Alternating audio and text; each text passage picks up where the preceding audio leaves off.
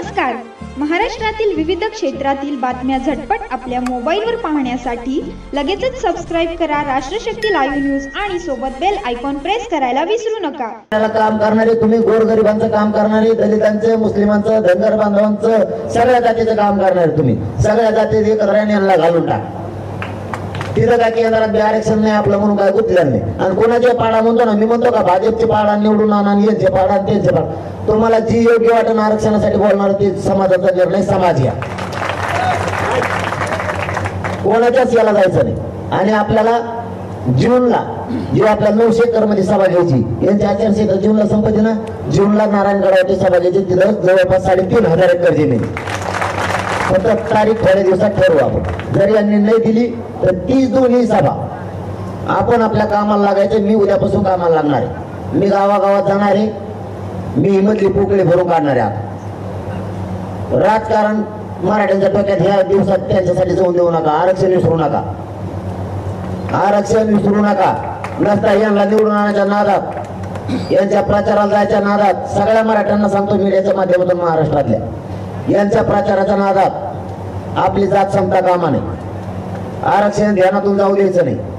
तुम्हाला जो सगळ्या स्वाऱ्यांची बाजू लावून अंमलबजावणी करायसाठी शब्द देतील त्यांचं काम करा. कोणी बॉन्ड देत असले तर त्याच्यावर करा.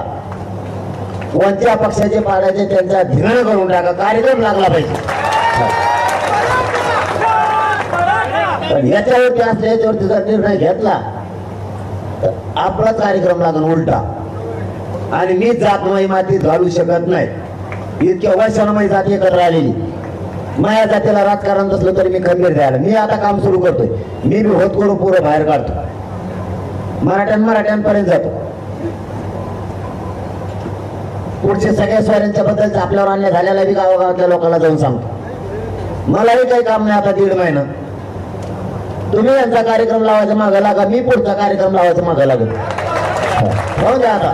तुम्ही ही बाजू सांभाळा, मी तो होती सांभाळतो. मी माझ्या गोरगरीब मराठ्यांना जाऊन गावागावात भेटतो. गावागावातल्या पोराची टीम, केडर बेस्ट टीम तयार करायला लागणार आहे आता. ज्यांच्या जीवावर आपण सांगतो ना, इकडेच मंगल कार्यात उड्या आणता येईल. गेली लोकसभा यांच्यामुळे हातातून इकडे मंगल कार्यात बोलत. त्या मंगल कार्याला बोलला तर ते पक्षाचं असतं का, काऊन एअरपोर्ट जाऊन दे. सॉरी मग शब्द मागं घेतो, पण मग डोक्यात जातो ताळीला हे नादी लावू दे त्यांना. मग मंगल कार्यालय लावा त्याच्यात बैठक आणि पुढे म्हणतो मला उमेदवारी माग. हे खरे. त्यामुळे आपल्याला गावागावात घुसणे, आपल्याला आपले लोक तयार करणे. मी खेड्यातला साधा आहे शब्द. ते गावरान त्याला शिबी म्हणलं जात नाही एखाद्या वेळेस. मी साधा माणूस आहे, तुम्हाला प्रामाणिक सांगतो. राजकारण मला नाही कळत. या राजकारणापायी मी जात फसत. एखाद्याला आमदार खासदार व्हायचंय, त्याच्या नादात मी जातीत वाटलं. मला नाही होऊ द्यायची. मला मराठ्यांचा घराघरातला माणूस पाहिजे. कारण घराघरातल्या सगळ्या पक्षातला मराठा, सर्वसामान्य कष्टकरी व्यावसायिक मराठ्यांचे लेकर मोठे करायचे. मला हे मराठ्याला उंची मिळून द्यायची. राजकारणाच्या नावाखाली कुठं माझ्या जातीचं म्हणतो आपण घेऊ. माझ्या जातीला 70 वर्षात मिळत नव्हती, मिळालं. गावाची गावं निघाले. ते पाटण तालुका आले ते इथं बघते. पाटण अख्खा तालुका निघाला. झालं कल्याण, कल्याण झालं लोकांचं. मला माहिती जात उंचीवर लिहायची. या राजकारणाच्या नादात कुठं माहिती जात संपीत बसू. माझी जात मला शिखरावर गेलेली बघायची. जगाच्या पाठीवर ही जातीचे पोर IAS दर्जाचे, IPS दर्जाचे अधिकारी झालेले बघायचे मला. हे तुमचं निवडून येतं 2-4 दिवसासाठी पुढे वाटोळ करून टाकून जात नाही मातीत मी सोडू का. आणि तुमचं काम करणं हे असलं तुमच्या सोयीनुसार. आपला नेता देऊन ते पडून त्याला मोठी गौरव बघर ना. ते पडून मला राग यायला लागला तुमचा त्यातल्या बोलण्याचा. आणखी ना तुम्हाला नेत्याला पक्षच पाहिजे, आरक्षण नाही पाहिजे तुम्हाला तुमच्या जातीला. ते उभा केला तर ते पडत, ते नाही उभा केला तर मग ते येतो. तुला काय करायचं, तो ठेका घातला त्यांचा. एवढी नाही गोरगरिबाची एखादी बार देऊन देईल. तिथं जमत नाही तुम्हाला. तुम्ही कसं कमजोर समजतो. तुम्हाला कोण गोरगरीब त्याला बाहेर काढून द्या. त्याला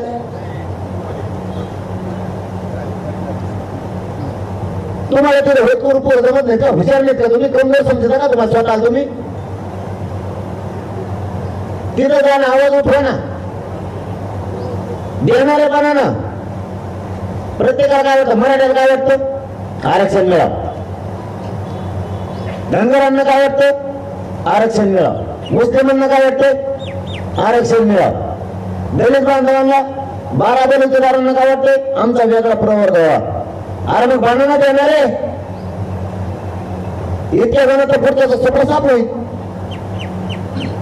त्यांनाच निवडून देता, तीच तुम्हाला देत नाही. पुन्हा तीच तुमच्यावर केसेस करते, तीच तुम्हाला जेरी सांगते, पोलिसांकडून तुम्हाला खाण्याला लावते. तुम्ही तर राज्यकर्ते बनल्यावर कोणी करीन का तुमच्यावर? उलट तुमच्यावरच मागे ज्यांनी केल्या तुम्ही त्याच्यावर करायला मोकळे. आरक्षण देऊ शकताय, जे देता येते ती तुम्ही देणारे बना. प्रत्येक शेतकरी काय म्हणतो? कर्ज माफ करा, आत्महत्या व्हायला लागल्या. प्रत्येक शेतकरी काय म्हणतो? कापसाला भाव नाही, तुरीला भाव नाही, सोयाबीनला भाव नाही. तुम्हाला देणारा बघायला झालं काय? मग कशाच्या निवडून देता? तुम्ही सांगता ते देत नाही, निवडूनच तुम्हीच देता. परत शेतकऱ्यावर गोळीबार तेच करते आणि निवडूनच तुम्हीच देता. कसं काय तुमच्या मालाला भाव मिळत? मराठ्यांना कसं काय आरक्षण मिळत? तुम्हाला हवं घेऊन येते सोडत नाही, 2 दिवसात 2-4 दिवसात हुशार झालो. हेच कारण असणार आहेत. शेतकऱ्या सुद्धा जे पुढच्या तोडाला काम करतात त्यांनी हवं की असं करायचं, सोयीचा त्याचा जाण्याचं ओळून याला उमेदवारी द्या. एक मतानं तुम्हाला अडचण येत आहे, दगड दिला एखादा काय प्रॉब्लेम आहे? तुम्हाला तुमचा हात सुधारणार नाही का? त्यालाच म्हणा हा हे सगळा एखाद्या इतर जातीचा दलितांचा दिला म्हणायचं हा मराठा मी याला मतदान करणार. मराठ्यांनी ठाम सांगायचं मतदान करणार त्याला. दलितांनी म्हणायचं हे मराठ्यांचा आहे पण चाल हे दलित बघतोय मी याला 100% मतदान करायचं. जमत नाही का तुम्हाला?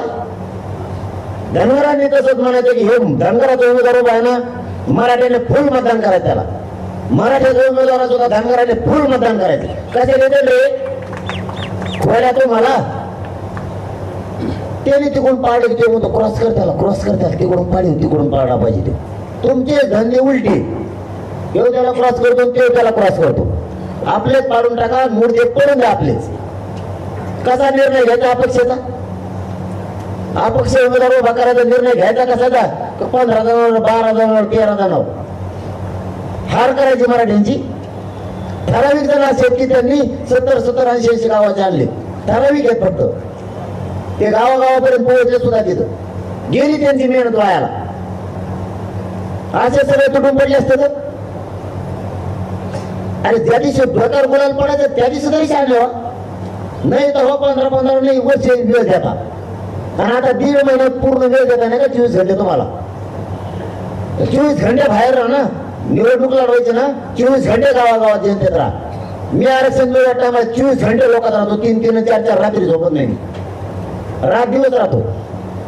तुम्ही तसं मेहनती घ्यायला इमानदारी तुम्हाला काय रोग आला? तुम्ही त्या लोकात राहा ना, तुमच्या डोक्यावर गुलाल पुढे काय करायचं? कोणाला तुम्हाला हात पसरायचे काम करायचं नाही. हे का राजाचा डाटा आहे का? मान्य आहे तुम्हाला? हो राजाचा डाटा आहे का? हारायची का जात? म्हणजे जियक मी करतो आणि मातीत मी जात मिसळतो. हे करायचं तुम्हाला नाही हातातून? करायचंय का तुम्हाला? राजकारणासाठी ह्या थराला जायचं का आपल्याला? आता त्याच्यापेक्षा नवीन पर्याय जे आहे ना, तुम्हाला जे वाटतोय ना आपल्या बाजूने उभा राहील त्याला कारण बाकीला पाडून टाका. आपला रोपयांचा कार्यक्रम वाजवा. जे करायचं ते करा. तुम्हाला जे निर्णय घ्यायचे घ्या. कोणत्या पक्षाचा मी मानणार नाही, मी कोणाच्याच प्रचाराला येणार नाही. आणि यांनी जर हे सगळ्या सोयऱ्याचं जर याचं नाही दिलं तर मग आता विधानसभेला आतापासून सावध. आता आहेत ना 6 महिने वेळ. आधी म्हणत होते वेळ कमी आहे 4 महिन्याचा. नाव हा कार्यक्रम यांचा हे कसे देत नाही तर तुम्ही कामाला लागा.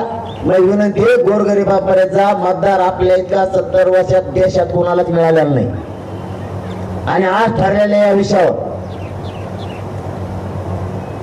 आपलं काहीच नाही. आता सगळे विषय घेण्यात आले तुमच्या. जर कोणाला बोलायचं असलं तर मी 2 दिवस उपलब्ध आहे, उद्या बिन परवादी. कोणाचं आणखीन काही म्हणणं असेल तर मी ऐकून घ्यायला तयार आहे. पण या जीवावर मी राजकारणात येऊन मराठ्यांची माती नाही करू शकत. माझ्या मराठ्यांना मी नाही हरू शकत. मी उमेदवार नाही देऊ शकत. अशी मला त्या खोट्या बी कुणाची उद्या नाही करायच्या. मी त्यामुळे सांगताना सगळ्याला प्रखर सांगितलं होतं, आमचा 30 तारखेचा निर्णय झाल्याशिवाय आम्ही लटकून होऊ शकत नाही कोणाला. मग सगळे आले होते, मुस्लिम बांधव होते, दलित बांधव होते, धनगर बांधव होते, 12 बलुतेदारांचे होते. मी नाही सांगू शकत, आपलं ठेपेल नाही. त्यांना म्हणायचं का मी आधीच हो म्हणून, आणि तुमच्या माझ्या हट्टा पाहिजे असं नसतं. जरा यो भरायला का आमको पडत असं नसतं. तमक उभं राहायला की ते लगेच पळणार म्हणून समजा. भावनेच्या आरी जाऊन जात संपवायची नसती.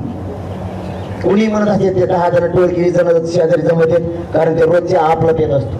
तेवढं म्हणतो आमचे साहेब 100% निवडून येणार आहेत. तुला काय माहित, तू मतदान यादीत नाव नाही. तेवढं सगळं हिंड म्हणतो ते गचपानं. कारण एखादा ते पेट्रोल भरून आपलं टाकलेलं ते म्हणतोय ते साहेबांनी 100 रुपये दिले की ते पेट्रोल टाकून गाडीत. मग घराला ते म्हणतो कसं काय यंदा, ते म्हणलं आपलाच साहेब येणार आहे आणि तोच मतदान यादीत नाव आहे. भावनेच्या आरी जाऊन निवडणुका होत नसत्यात. राजकारणात परिपक्वता लागते. राजकारणात समीकरण जुळता आले पाहिजेत. राजकारणात समाज पडता आला पाहिजे, समाज जोडता आला पाहिजे, माणसाच्या मन जिंकत आले पाहिजेत. आणि निवडणुकीच्या काळात तोंडावर साखर ठेवावं लागते जिभेवर, तेव्हाच माणूस यशस्वी होतो. राजकारणाचे गणित वेगळे, समाजकारणाचे वेगळे. समाजकारणात कसाही विजय प्राप्त करता येतो, राजकारणात नाही करता येत. राजकारणात हृदय जिंकायला लागतो प्रत्येक मतदाराचं. त्याच्या भावनेला हात घालावा लागतो, त्याच्या प्रश्नाला हात घालावा लागतो, तेव्हा जिंकता येतं. राजकारण सोपं समजू नका. राजकारणात यांना मी 100% गावाला प्रतिराव टाकू शकलो असतो, पण तुम्ही सुद्धा कमी पडला. तर तिथं जर जात हारली तर मग जात मी मातीत मी सोडून देऊ शकत नाही, कधीच नाही.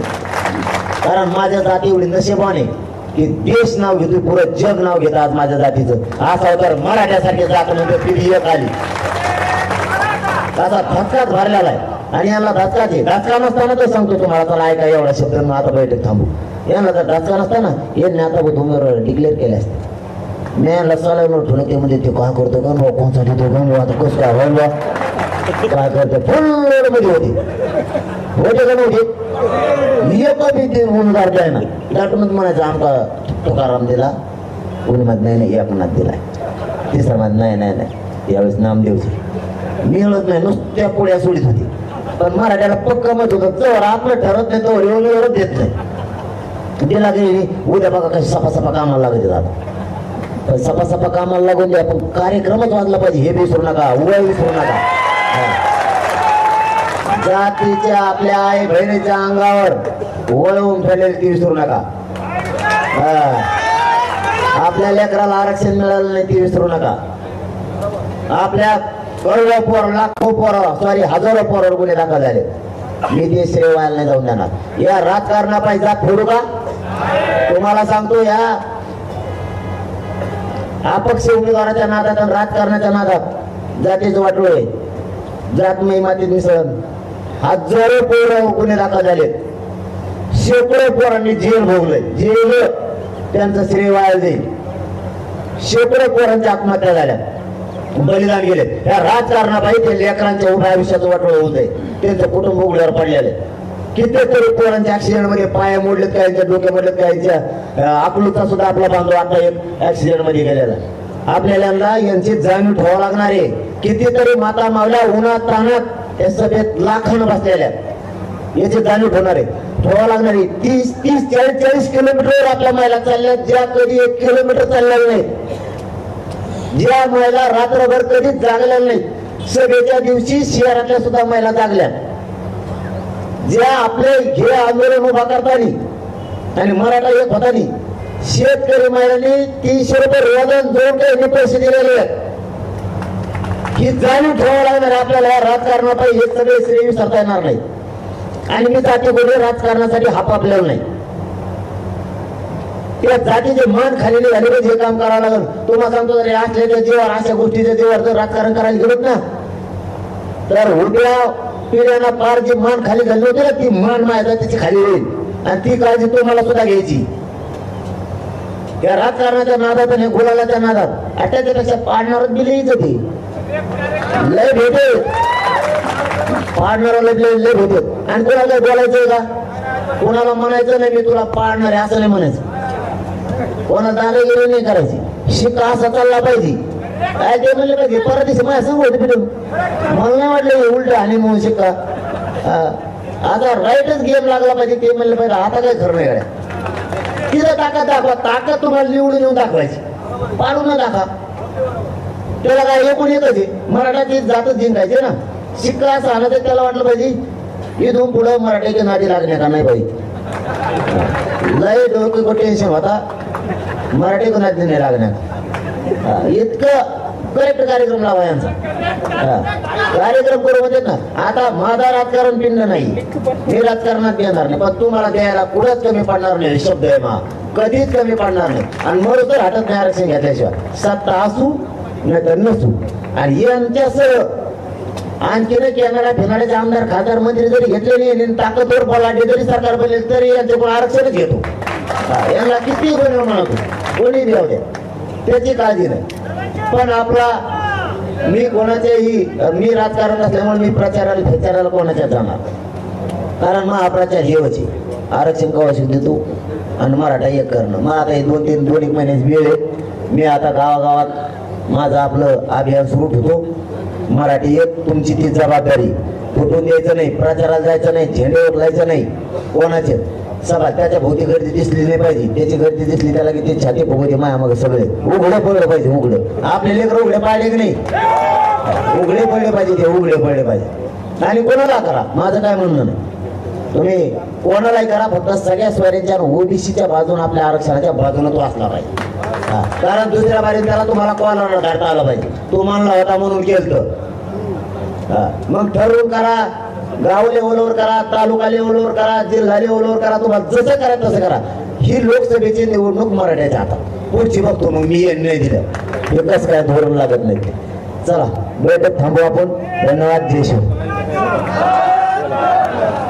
आणि कोणाला काही विचारायचं असेल ना तर उद्या परवा मी 2 दिवशी असं काय नाही म्हणायचं की निर्णय घेतला मग त्यांनी हे केलं. काही मत असेल तुमचं तर मला येऊन सांगा. पण या राजकारणापायी